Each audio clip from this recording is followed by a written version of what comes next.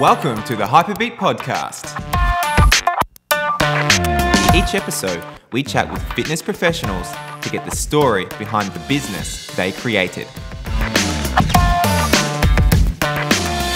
All right, guys, welcome back. Episode 17 of the Hyperbeat podcast. I'm your host, Nick Tate. Today, we're chatting with co-owners Tay and Ange of the Sweat Shed Dubbo, specialising in group fitness, personal training and nutrition with an aim to provide motivating and inspiring training with an emphasis on a fun and encouraging environment.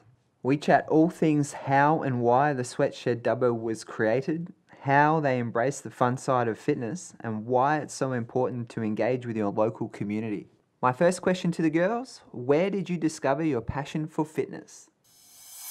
Well, I've been into fitness since I was a little girl. Lots of athletics and long distance running.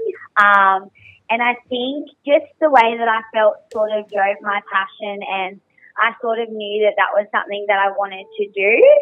But I never really got into the health sort of side of it. It's mostly just been the fitness from a young age.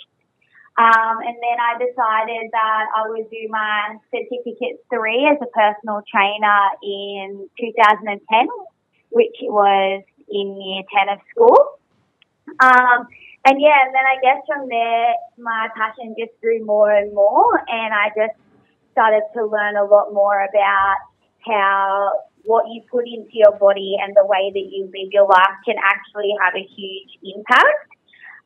So then I decided that I would do more about nutrition courses and just connect with a lot of people and understand the holistic side of things. So I suppose it's grown quite a lot from just being how fitness made me feel to actually realising how everything that you do has an impact on the way that you feel. So, Ange, is it the same for you? Yeah. So mine was when I was younger as well. It was more netball, staying outside rather than sitting in front of a TV, to be honest. But it really came in. So Tay's my sister-in-law. So it really came in when she started at a gym. Yeah, that's how it's really started. I am 4 years younger than Tay as well. So when I finished school, it was, I don't know what I want to do. So I had a gap year, did a bit of working, and then, 2017 was when I joined Tay, and at that time we were called Triple S, Okay. and then changed into the Sweat Shed. So, went from there, did my Cert 3, did my Cert 4, and, we're having, heaps of fun. So when did you guys know or hatch the plan to join forces? It was just after you started the business, and I guess, I was like, I don't really know what to do, and you were like, just come join me, and I guess it went from there. Okay, fantastic. So in the early days, did you have a base of clients already, or how did you go about finding those initial clients? So I was working at a gym for about 5 years, and I built up a little bit of a reputation there. And I took pride in the quality of work that I did, and a lot of my clients really appreciated that. Mm-hmm. Actually, when I decided to leave the gym, there was a clause in the contract that stated I couldn't work for 3 months within a 50-kilometre radius. Oh, wow. So, so it was sort of like, I didn't know whether my clients would come over or how it would go.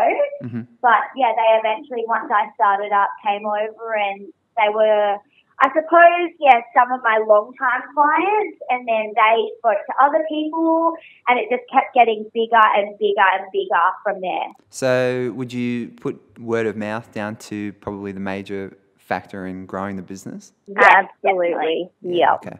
I mean, it seems to be a common theme to most people that we talk to that word of mouth is essentially critical. Yeah, I think it's all about how good of a job that you do, because obviously if you're not good at what you do, you're not going to get that word of mouth. Yep. But I think, we really take pride in what we do. So, Fantastic. I mean, that's pretty much everything, I think. So that first space that you guys found, how did you go about finding that? What was the process? I actually don't remember. Oh, no, I do.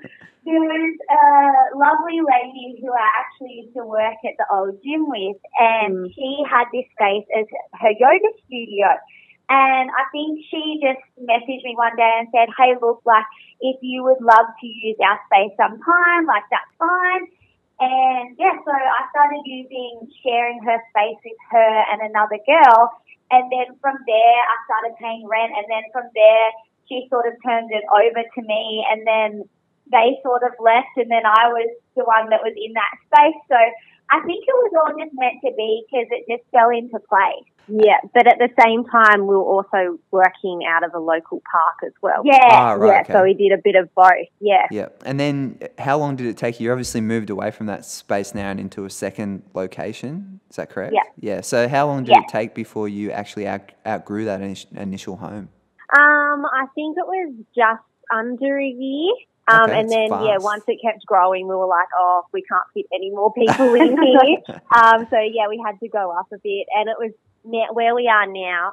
So we're called the Sweat Shed. So it is in a shed. Yep. And it feels so much more like a gym environment and so much more space. But again, we're needing to expand because we're growing.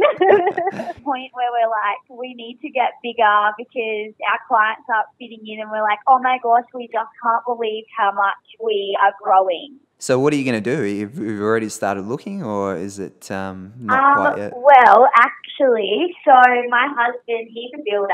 Okay. And he's like got all of his equipment at our shed at the moment. So we're looking at just relocating here and using his space as a shed. I suppose you need it to be a shed, don't you, now that it's in the logo? Yeah, definitely.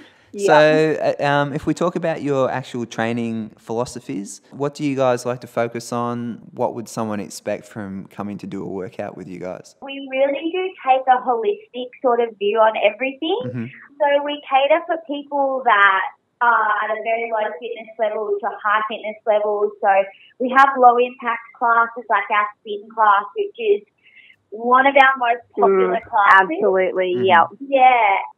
Other classes like HIIT, so you got high intensity interval training. Mm-hmm. We do circuit, so it can be a mixture of running, weight, body weight, kettlebell swings, like everything like that. Core and strength, which is more low impact. And we work on booty in that. Literally. Very popular. It must say, no, I just love it so much. If you can't tell, that's her. She's a fan. And do you have a team of trainers? Yeah, we do, which is actually built over the sort of last year, which is so exciting. So at first it was me, and then it was Ange and I, and now we've brought on Sarah, who actually has her own business as well, which is called Babe Fitness. Okay. And she specialises in like pre and postnatal training, but she's been merged into doing classes with us. And then we've got two other trainers, Caitlin and Kel, who help us as well. Yeah. So are you guys still taking classes, and out of the amount of classes that you run during the week, kind of what percentage are you guys actually physically involved in them? Yeah, so Tay and I still would do majority of the classes. We're still very hands-on at the moment. Mm-hmm. But I think we love it. Like, I think we will always be hands-on. And to be honest, for us, it's not work. It's just, it's life. So we find it so fun. Well, it's your passion, isn't it? I mean, you started because you love doing it. Yeah, absolutely. Well, it sort of flipped because I've had a little baby and she's 9 months. So before that, I was doing like 60% and Ange was doing 40, and it sort of flipped on the head now. Okay. So she does majority of the classes. Yep. Well, that's fair enough. I mean, you've got your hands full in other areas. Yes, she does.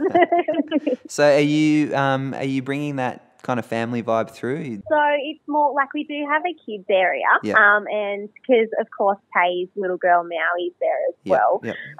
But it's more, look, if they want to bring their kids, they're allowed to, as long as they sort of stay in the kids area. Yeah, of course. Yeah. But as we said before, Sarah from Babe Fitness, so she does pre and postnatal classes. So generally all the little babies go, to her class. Yeah. But as you said before, like a family vibe, we love the family vibe there. Yeah, all our members just feel like, we're a community.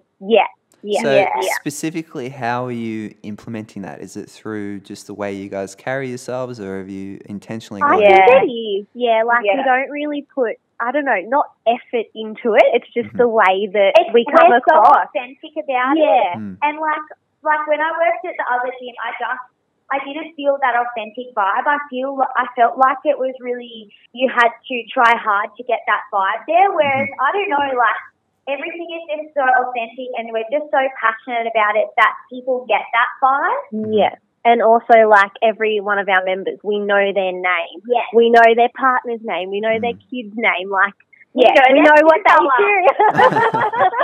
Well, some of us do. I mean, I think that, if you're spending time with people and asking them questions about their lives, I think eventually you get to know them quite well, especially if they're coming in 2, 3, 4 times and a they week. become friends as well. Yeah, exactly. Yeah, they literally, like, it's like they start off and we don't know them, and within a week, like, we know everything about them, and then within 2 weeks, it's like, do you want to come out from No, that's good.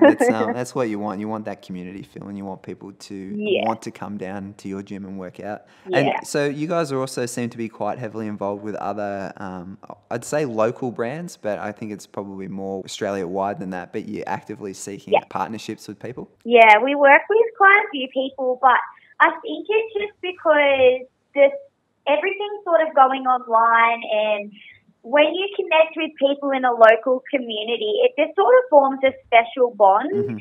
And you just, you get a connection, and you just really want to help support each other and see everybody thrive in their own businesses. And just, the small little guys that want to get off the ground, because we've all been there. We've all had to start somewhere. So, just helping each other out by partnering with anyone that's in that sort of health and fitness environment is a big thing for us. And how's it been going? Have you been getting good traction with that approach? Yeah, by incorporating the local businesses, we get a lot of their social networking as well. So, Well, that's exactly right. Both of you expose yourself to their followers. If we talk about your advertising for Sweat Shed, are you guys advertising locally, or are you putting your efforts into social media, or what are you guys doing to attract new people down to the gym? So as we said before, main one really is word of mouth. So if they message us, they're like, oh yeah, my friend comes to the gym, or I've heard of you, or something like that. Social media also is a big one for us. But to be honest, like, we don't do much advertising at all. no, I've never paid for advertising. Oh, right. So even with your social media, you're not doing any paid ads? Every now and again, but it's like $5, $10.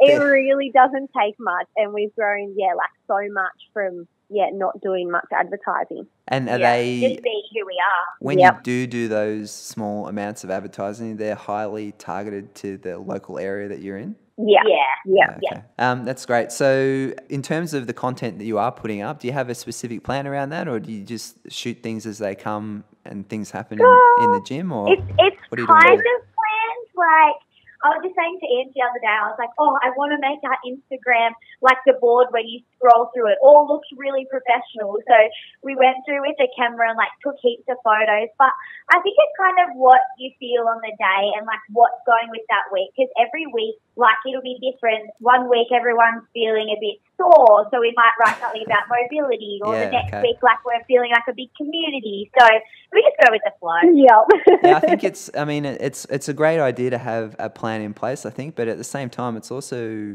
difficult to have a plan in place, if you know what I mean, because you don't know what the day or the week will occur. And I think it'll be less authentic if you were like, all right, we're going to put this on this day and that on that day, and you had the whole year set out. Well, it's just sort of more of a structured rather than being authentic to who you are and how the business is going at that time. Yeah, well, I mean, that's a plan in itself, isn't it?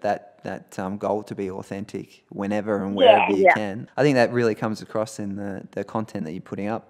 Bigger picture moving forward, have you guys got future plans, like a second location maybe? Or what are you thinking? We want to say. No, not yet.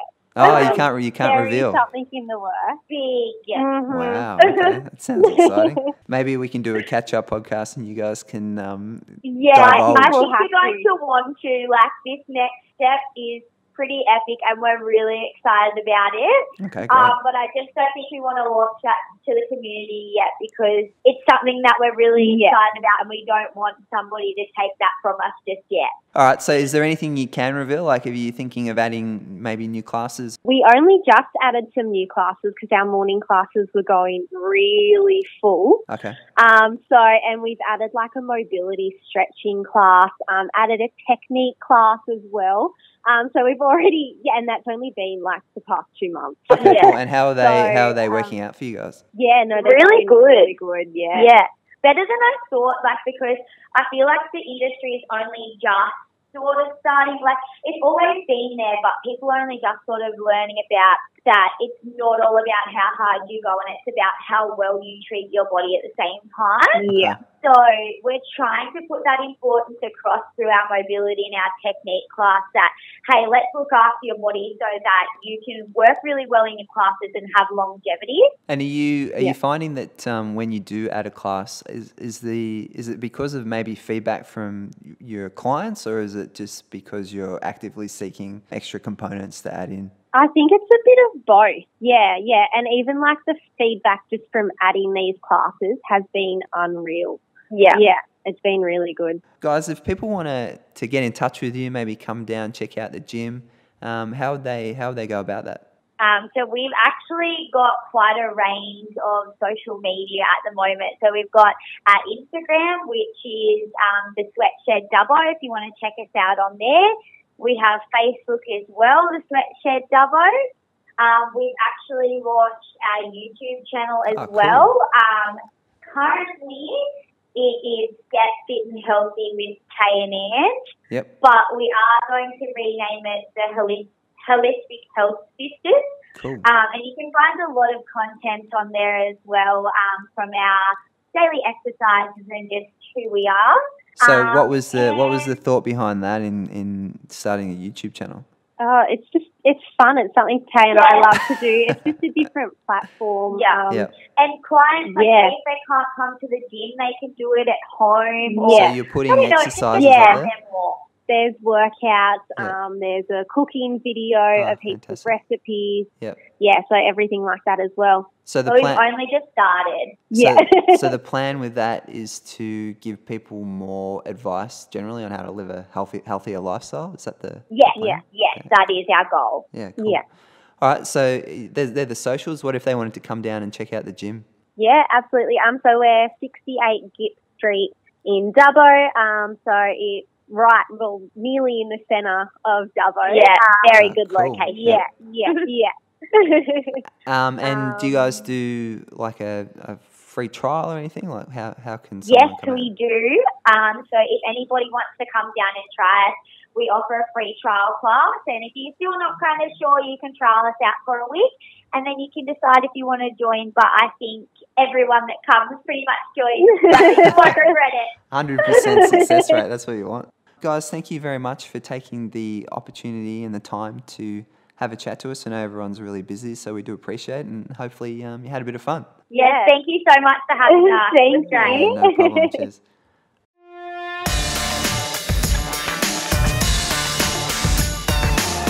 If you'd like to be involved in an episode of the Hyperbeat podcast, send an email to info@hyperbeat.com.au or contact us through our social media channels.